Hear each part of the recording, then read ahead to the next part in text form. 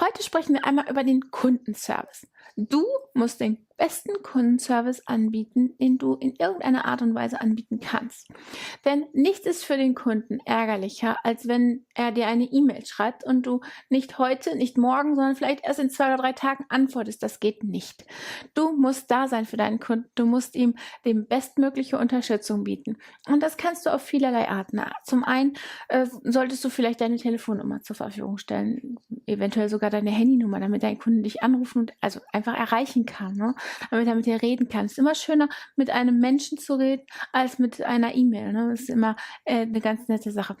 Dann, wenn du dich für E-Mail entscheidest und nur für E-Mail, auch kein Problem, aber dann solltest du wirklich da sein, ne? Wenn der Kunde dir morgens um 6 schreibt, musst du natürlich nicht sofort antworten, aber um 11, 12, 1 Uhr kann man durchaus eine E-Mail rausschicken.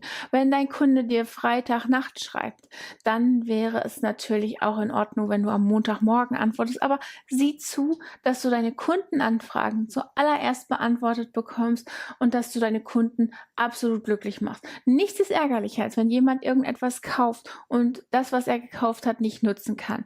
Und da solltest du genau dafür sorgen, dass du deinem Kunden ein ja, außerordentlichen Kundenservice bietest, weil du übers Internet verkaufst und du hast den persönlichen Kundenkontakt nicht als dicken Vorteil.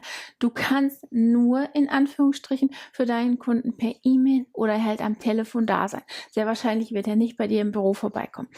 Ja, und wenn du einmal an dich selber denkst, nur so als kleines Beispiel, dann wirst du erkennen, dass das auch genau richtig ist, weil wie oft kaufst du in einem speziellen Geschäft oder auch online, eben weil dort der ein oder andere Vorteil ganz klar auf der Hand liegt. So ist es zum Beispiel, wenn ich bei uns in der Stadt kaufe. Ich weiß, ich mache mir da jetzt keine Freunde mit, weil wir reden ja hier über Innenstadtsterben und ich bin da auch wirklich gegen, weil ich gehe gerne in der Innenstadt bummeln.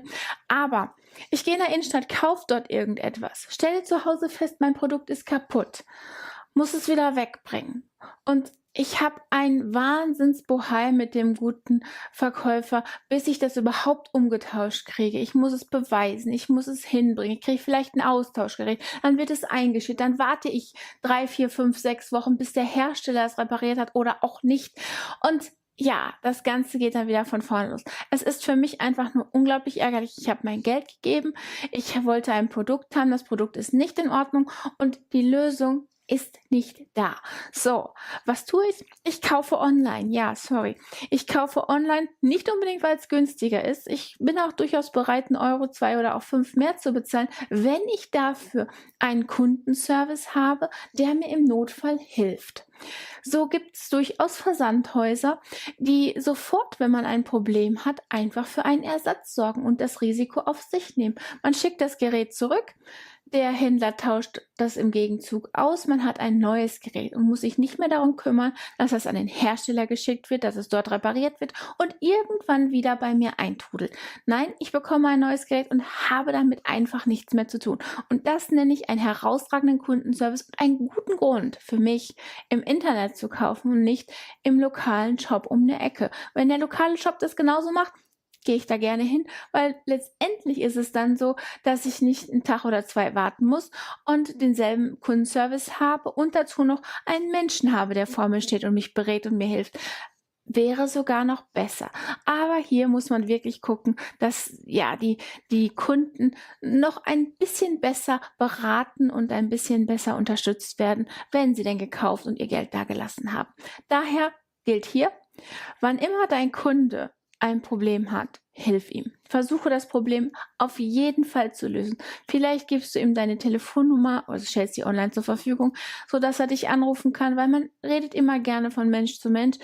Oder aber E-Mails, die reinkommen, beantworte diese innerhalb von Stunden, nicht Tage, nicht Wochen, nicht 3, 4 Tagen, auf gar keinen Fall, sondern Stunden. Das heißt, wenn ein Kunde dir heute Morgen eine E-Mail schickt, sollte die spätestens heute Nachmittag beantwortet sein.